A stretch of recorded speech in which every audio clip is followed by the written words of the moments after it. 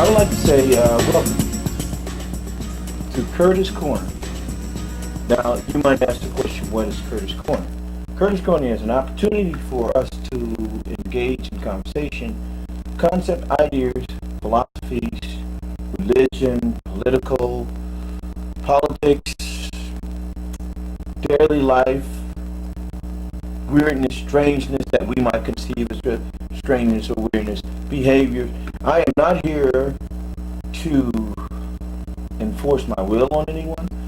I have not designed this site so that I might try to brainwash anybody.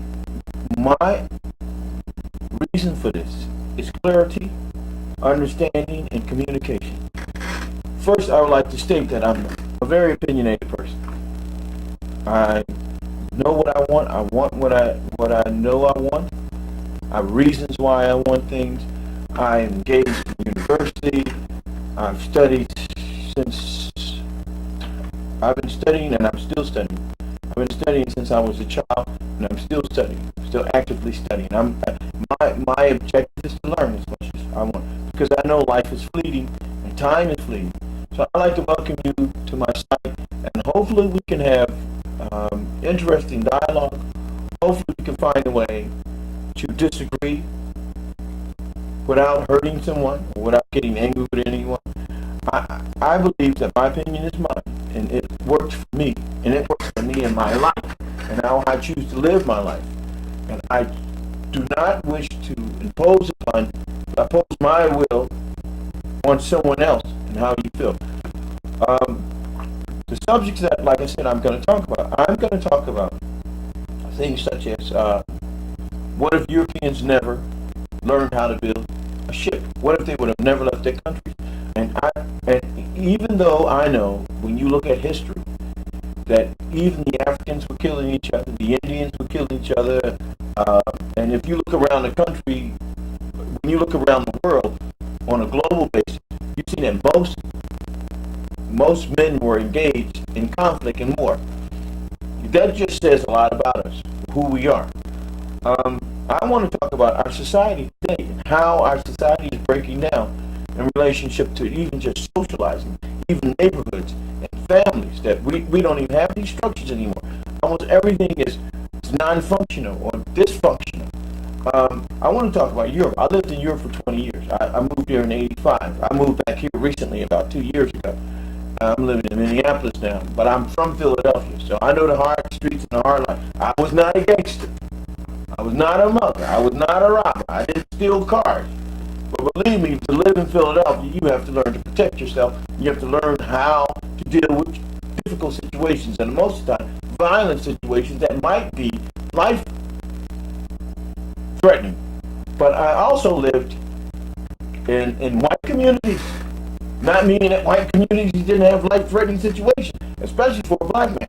But I noticed, and when I did move, I realized that white people are no different than black people, Chinese, and whatever. I believe this: human behavior is the basic element that actually motivates us to do things and not do things. If I had a girlfriend who I loved, and she left me for another man, I would get angry. I would feel hurt, depending on how I was brought up or what kind of information I would receive. I might, if I was Muslim, I might try to kill her. If I was from the Middle East, and that's true. Maybe even if I was Asian, I might try to kill her.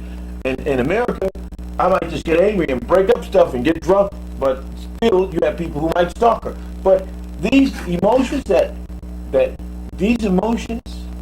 that stem from these kind of experiences, especially when social stuff and how we integrate the basic elements. And if you want to talk about Maslow, and if you want to talk about Freudian, but I'm speaking from the fact that, we're hungry, we hurt, we love, we cry, we want to live better, we want to have more, we want to enjoy more, we want to feel important, we want to feel significant. And so these are things that I think that might sometimes take people in the wrong direction.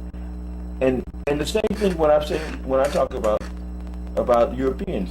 I mean, if what the world be like if they would never have built a ship? I mean, and I think that each country in Europe at that moment, in the 1500s, 1400s, were competing. It was Spaniards in the 1500s were dominant, but you know, everybody had a turn. The English was powerful, the Germans were powerful, the French was powerful, and everybody had their moment in time where they wanted to prove that we were just as good or just as important as the other country. And this is a sense of need of recognition.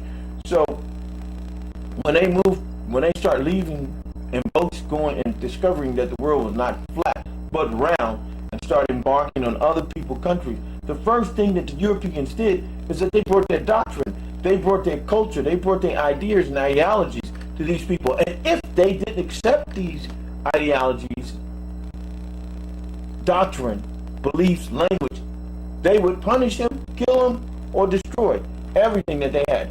They did this in Africa. They did this in the Caribbean. They did this in Hawaii. They did this in North America. They killed, and you have to understand this, you have a group of people who killed everything. They killed the people. They killed the animal. They destroyed the tree. They destroyed the economic. And these are the same, and I want you to know, if you're listening to it, you are the same people who are preaching like, I don't understand how people could be so crazy. You know, they're animals, and they're savages. But it's the same reason why people did what they did and felt it was okay.